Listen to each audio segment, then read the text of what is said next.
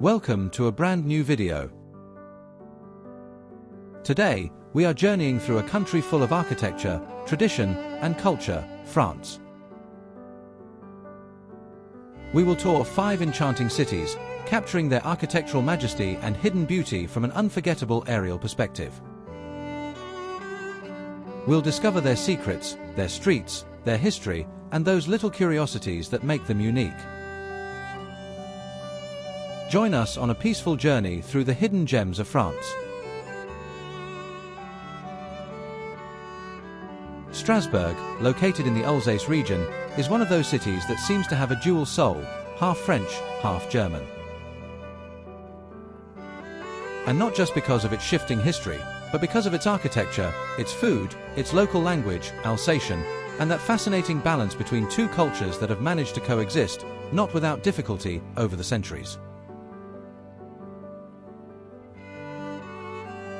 Strasbourg has changed hands several times between France and Germany, and that historical tug-of-war is felt in its buildings, its customs, and even in its street names.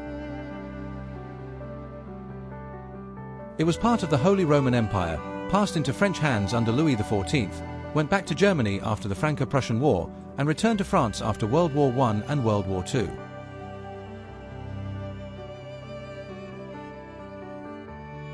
Every era left its mark. Today, it is one of Europe's capitals. It hosts the European Parliament, the Council of Europe, and the European Court of Human Rights, making it a key city in the continent's politics and diplomacy.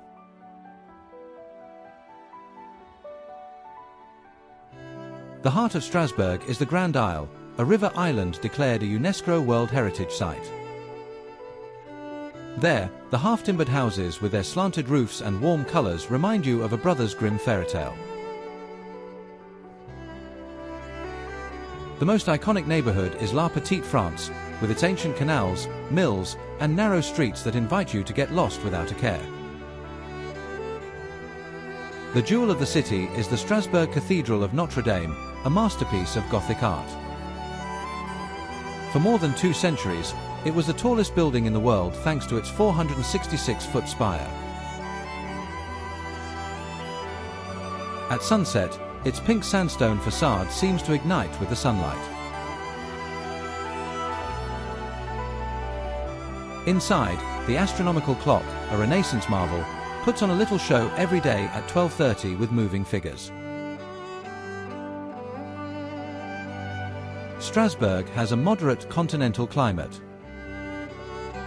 Winters can be cold with fog and occasional snow, but summers are pleasant and warm.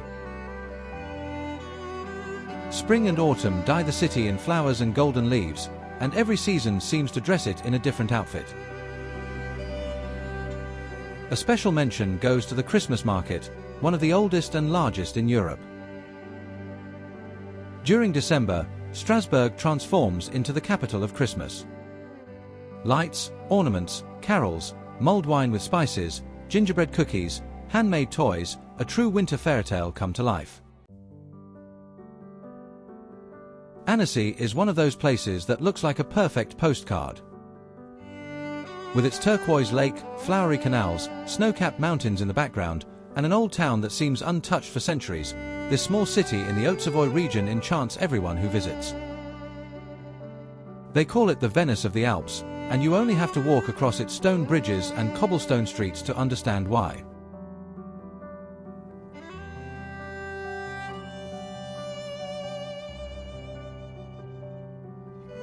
One of its icons is the Château d'Annecy, an ancient residence of the Counts of Geneva that dominates the city from above.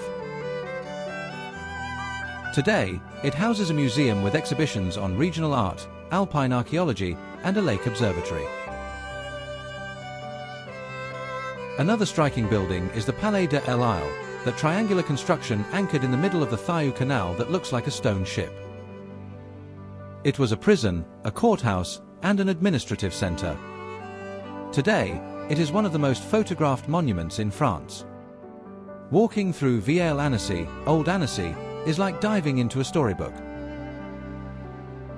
The pastel-colored facades, the shop awnings, the flowers on the balconies, and the scents of cheese, freshly baked bread, and lavender invite you to take everything slow.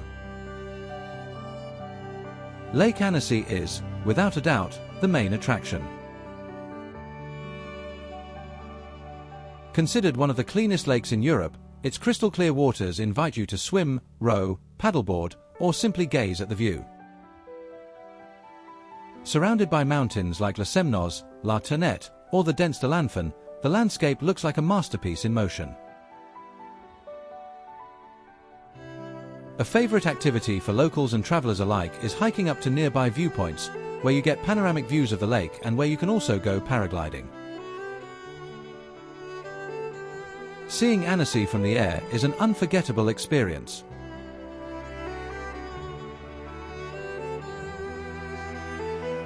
In eastern France, in the Alsace region and just a few miles from the German border, lies Colmar, a city that looks like it was plucked straight from a storybook.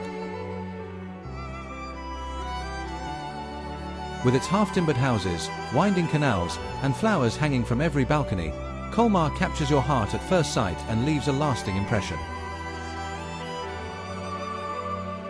Known as Little Venice for its network of canals that cross part of the old town, Colmar is a destination that blends history, architecture, wine, and charm in every corner.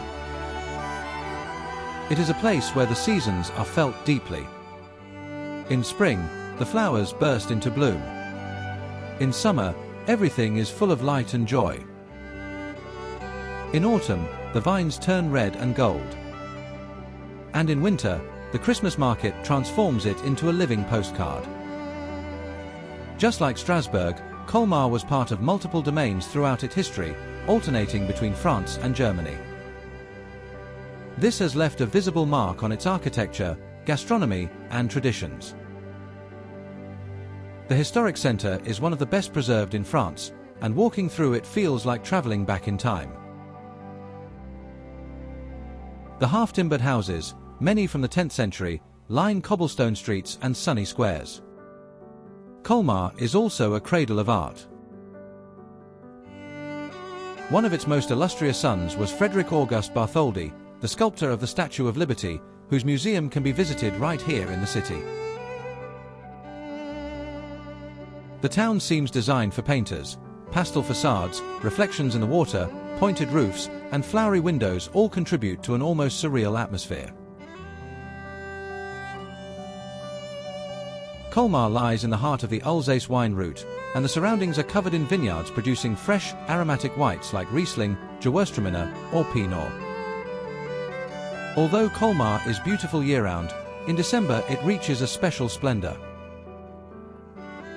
Its Christmas market, one of the most famous in France, turns the city into a movie set, with warm lights, the scent of spiced mulled wine, carols, artisanal products, and decorations that turn every street into an experience.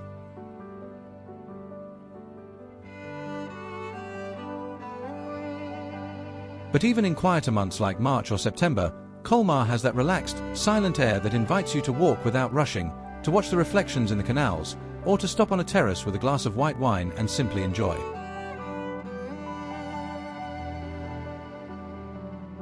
Atop a hill in the Alpes mountains, in the heart of Provence, you'll find Le Baux-de-Provence, one of the most impressive villages in all of France. With fewer than 500 inhabitants, this small enclave has been declared one of the most beautiful villages in France, and with good reason. The village seems carved directly into the rock, with its light stone houses and cobblestone alleys winding toward the heights. From the top, the views stretch over olive groves, lavender fields, and rolling hills that look like they were painted with watercolors.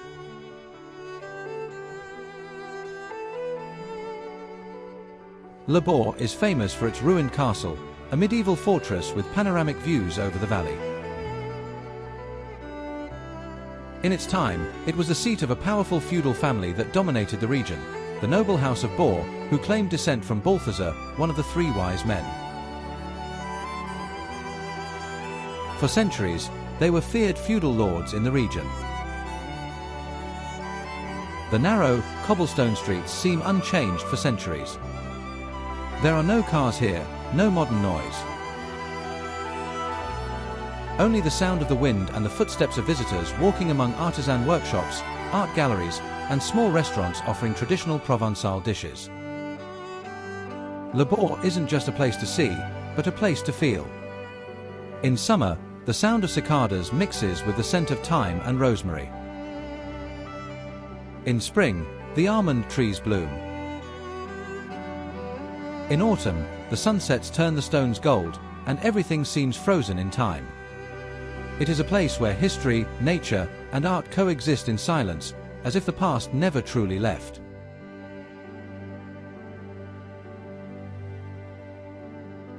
If France had a city that could be considered its quiet heart, that place would be Lyon. Without the tourist hustle of Paris, but with a historical and cultural richness that rivals it, Lyon sprawls between two rivers, the Rhône and the Saône, like a jewel set among hills, bridges, and streets full of history.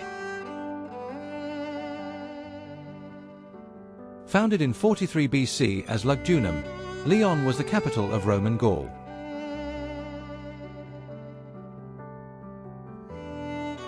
Today, on Fourvière Hill, an impressive Roman theatre, mosaics, and ruins still remain, whispering stories of gladiators, philosophers, and citizens of the empire.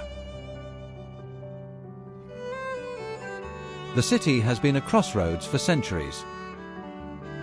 In the Middle Ages, it was a major religious centre, during the Renaissance, a key point for trade and banking. In the Industrial Revolution, it grew thanks to the silk trade, creating a strong working class and a fighting spirit that is still felt in the Lyonnese soul. Vieux-Lyon, or the Old District, is one of the best preserved Renaissance areas in Europe. 15th century houses with wrought iron balconies, cobblestone alleys, and quiet squares form a fascinating labyrinth. This is where the famous traboules appear, secret passageways that connect streets through internal courtyards and stone staircases. During the Nazi occupation, these same passages allowed the French resistance to move secretly through the city. Today, many are open to the public, and exploring them is like playing a game to discover a hidden world behind seemingly ordinary facades.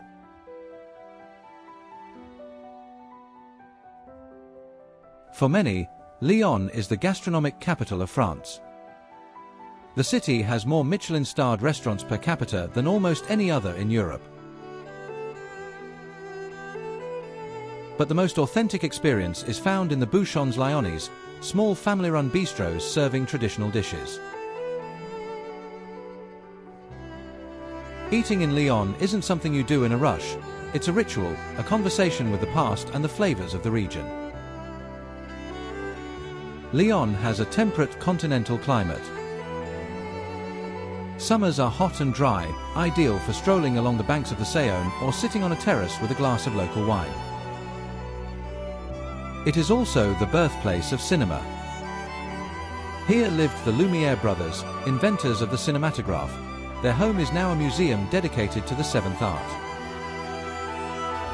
The city has the energy of a metropolis, but the charm of a place where you can walk, window shop, cross a bridge, get lost without a map, and find something beautiful without even looking.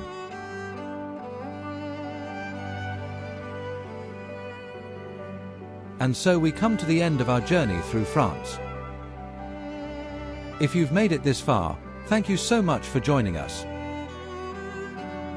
We would love to hear what you thought of this episode and what other places in France you know. Drop a comment below and subscribe to the channel for more content like this.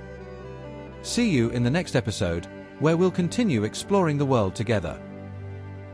Until next time.